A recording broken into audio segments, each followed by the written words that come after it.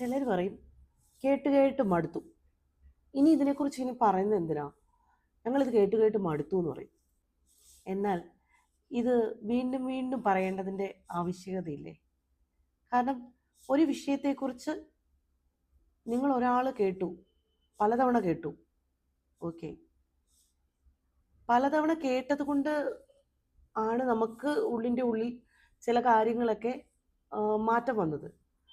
പലരും പലതവണ വിളിച്ചു പറഞ്ഞതുകൊണ്ടാണ് പല കാര്യങ്ങളിൽ ഇന്ന് നമുക്ക് മാറ്റം വന്നതും. അപ്പോൾ ഒരു വിഷയത്തെക്കുറിച്ച് സംസാരിക്കുമ്പോൾ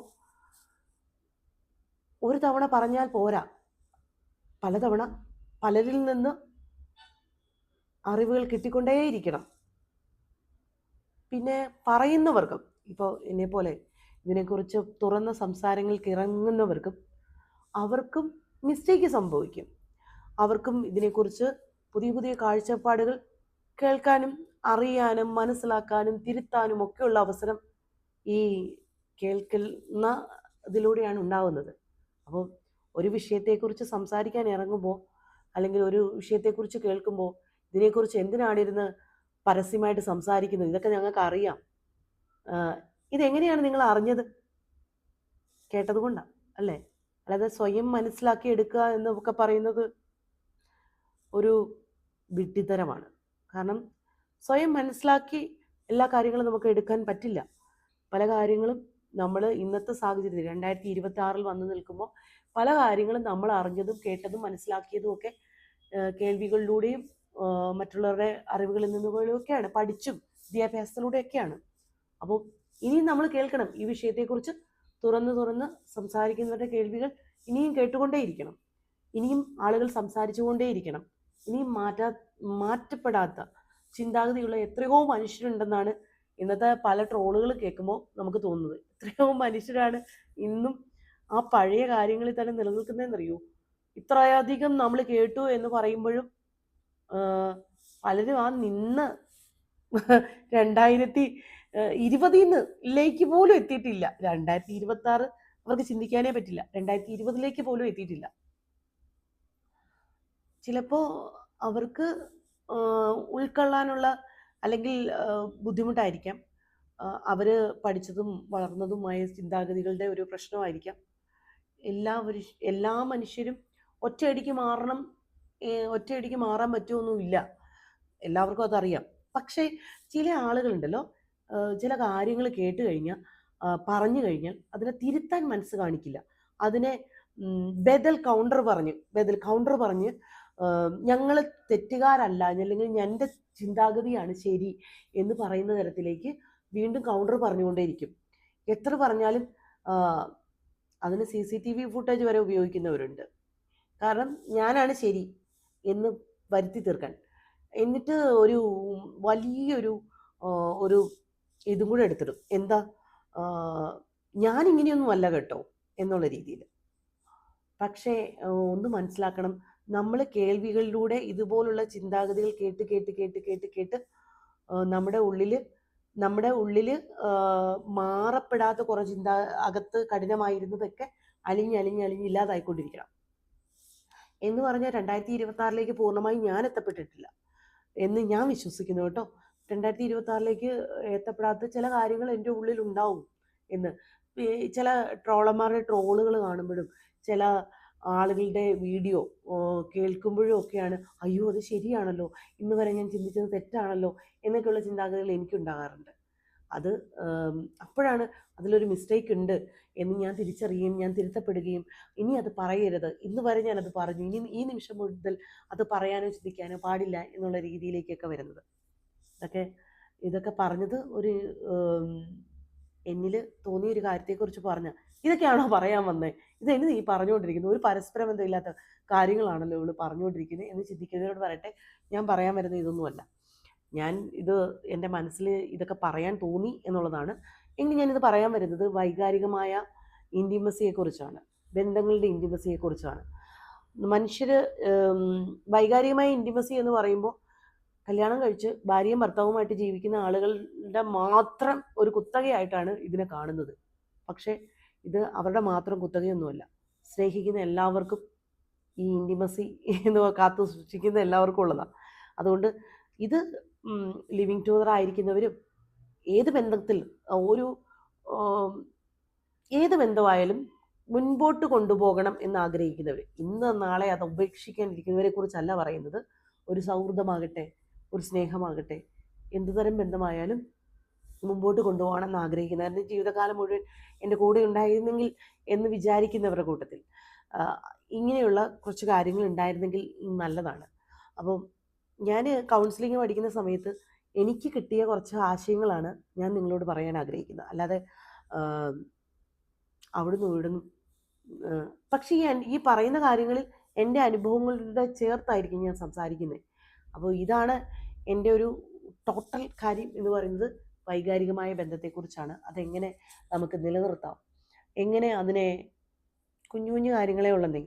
ഈ വൈകാരികമായ ബന്ധം എന്ന് പറയുമ്പോൾ നിങ്ങൾക്ക് ഇൻറ്റിമസി ഉള്ള ഒരാളുടെ സ്നേഹം നിങ്ങൾക്ക് നന്നായിട്ട് കൊണ്ടുപോകണം എന്നുണ്ടെങ്കിൽ നിങ്ങൾ അതിനെ ഇനിഷ്യേറ്റീവ് എടുക്കണം.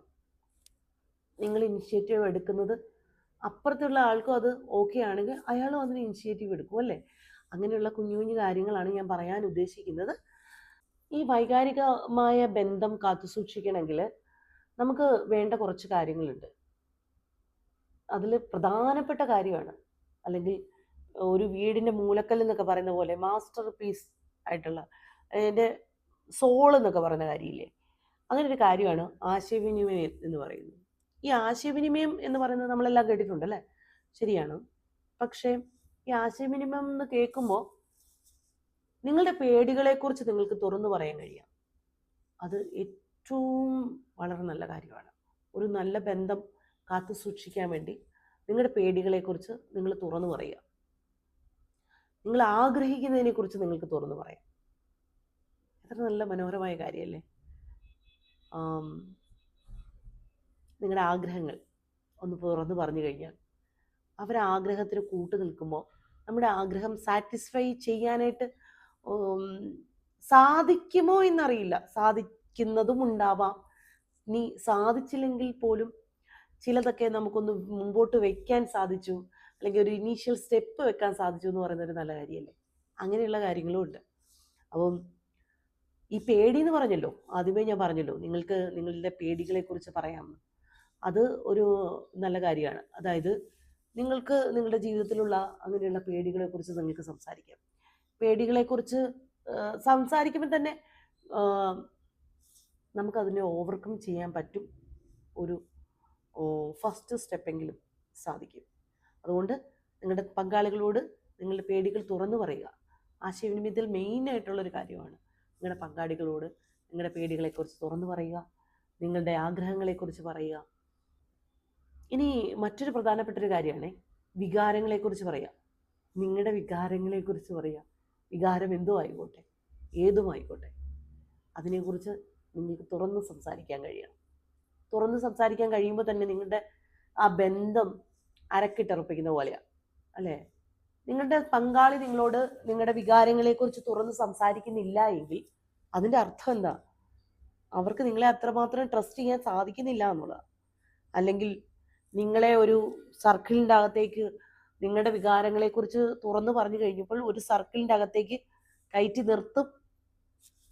നിങ്ങൾക്കത് മനസ്സിലായി എന്ന് വിചാരിക്കുന്നു. കാരണം ചില ആഗ്രഹങ്ങൾ നമ്മൾ തുറന്നു പറയുമ്പോൾ നമ്മുടെ പ്രത്യേകിച്ച് പാർട്ട്നേഴ്സ്, സ്ത്രീകൾ പുരുഷന്മാരോട് ചില ആഗ്രഹം, എനിക്ക് ഇങ്ങനെ ഒരു ഫാൻറ്റസി ഉണ്ട്, എനിക്ക് ഈ ബാൽക്കണിയിൽ നിൽക്കുന്ന ഇങ്ങനെ ഒരു ഫാൻറ്റസിയെ കുറിച്ച് പറയുമ്പോൾ തന്നെ വാളും പരിചയം എടുത്തുകൊണ്ട് വരികയാണെങ്കിൽ അതിൻ്റെ അർത്ഥം എന്താ?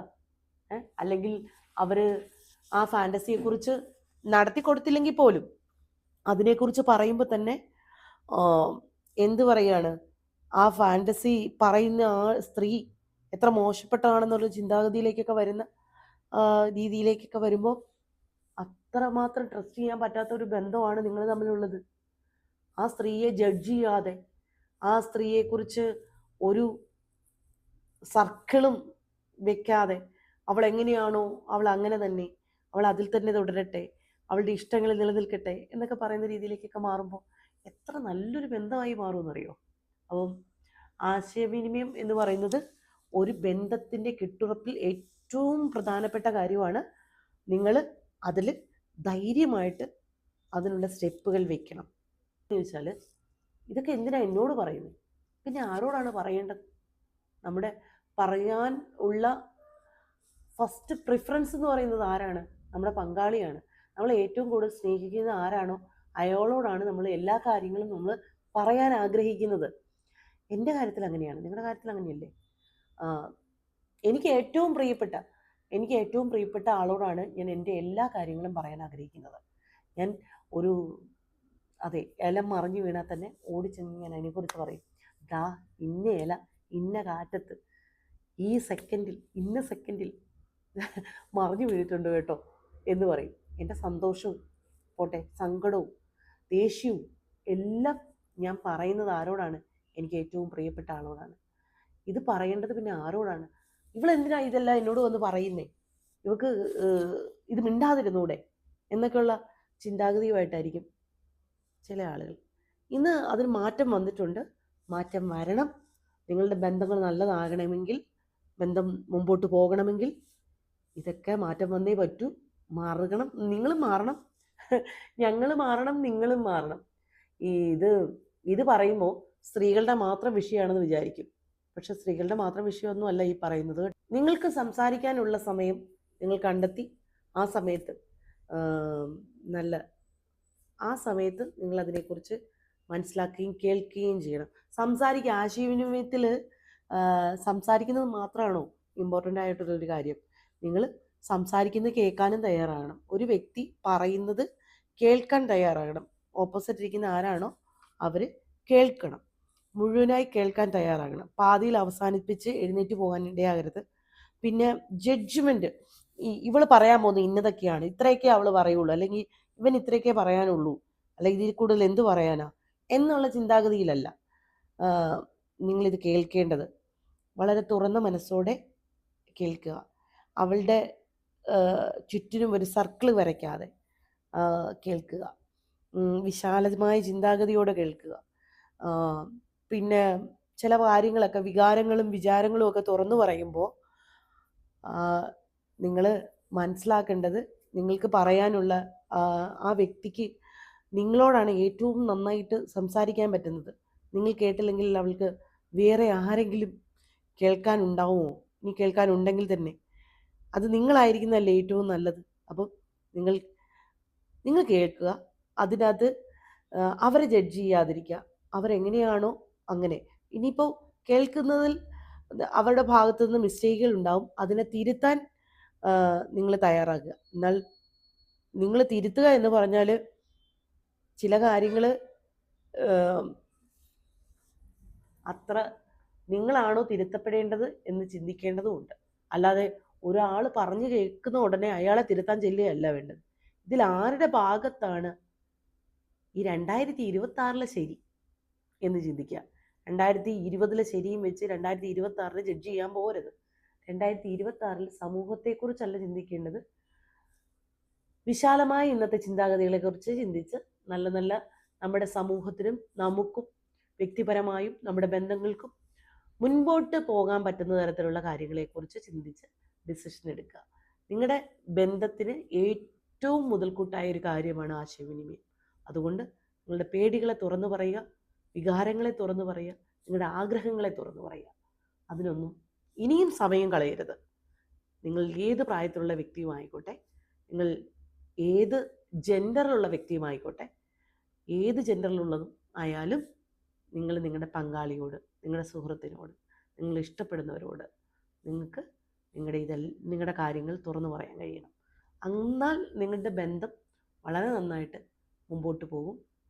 അതാണ് ഒരു ട്രസ്റ്റ് ചെയ്യാൻ പറ്റുന്ന ഒരു ബന്ധത്തിൻ്റെ ഏറ്റവും നല്ല കാര്യമാണെന്ന് പറയുന്നത്. അപ്പം നിങ്ങൾക്ക് ഇതിൽ ഇഷ്ടപ്പെടാത്ത കാര്യങ്ങളുണ്ടാവും, ഇഷ്ടപ്പെട്ട കാര്യങ്ങളുണ്ടാവും. ഇഷ്ടപ്പെട്ട കാര്യങ്ങളെക്കാൾ എനിക്ക് കേൾക്കാൻ താല്പര്യം ഇഷ്ടപ്പെടാത്ത കാര്യങ്ങളാണ്. എന്തെന്ന് ചോദിച്ചാൽ, ഞാനും മാറണമല്ലോ, ഞാനും വളരണമല്ലോ. വളരുന്നതല്ല, ഞാൻ ഉദ്ദേശിച്ചത് എൻ്റെ ചിന്താഗതി വളരുന്നതിനെ കുറിച്ചാണ്.